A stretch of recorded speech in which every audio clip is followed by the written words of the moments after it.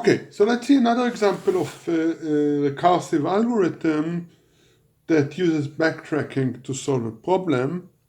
So the problem we are looking at is maximum independent set. So we are given a graph, and a subset of the vertices is independent, to remind you, if no pair of vertices in the subset share an edge. And usually we, if there are no weights on the vertices, we want the largest cardinality such subset. If there are weights, we want the maximum weight such subset. And of course, there are a lot of independent sets. Let's see what's the maximum one that one can find here. So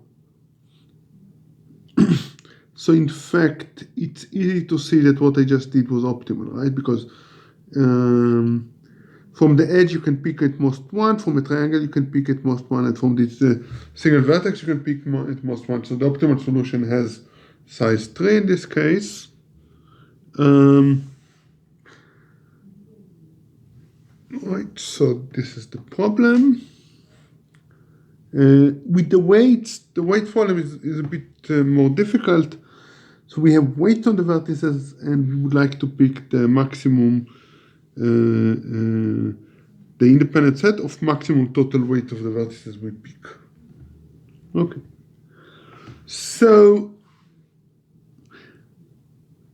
this is an NP hard problem, and the decision version is NP complete. So the decision version is, given a graph, is there an independent set of size k for a given parameter k? And the fact that it's NP complete means that we don't know an algorithm that solves it in sub-exponential time, and it is believed that unless pigs can fly, then there is no polynomial time algorithm. Right, and here we're not speaking about a short duration flight, because of course you can just throw a pig from very high above and they would fly until they hit the ground. We're speaking about real flights of pigs.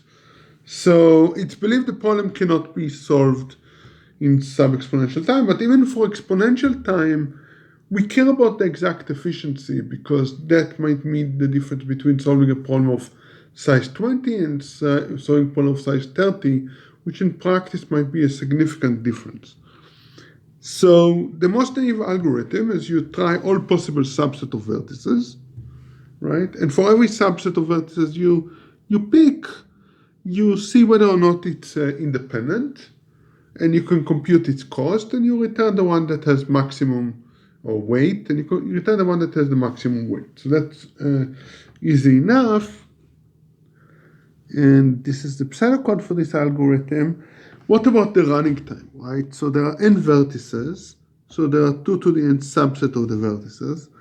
Checking for every set of vertices whether it's independent or not is equivalent to scanning the edges. And as such, the total running time is this, m times 2 to the n.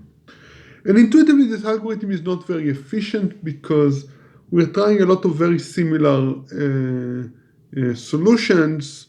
Right, so a lot of solutions we should be able to use the similarity and not inspect solutions that are very similar but clearly are not independent. Right.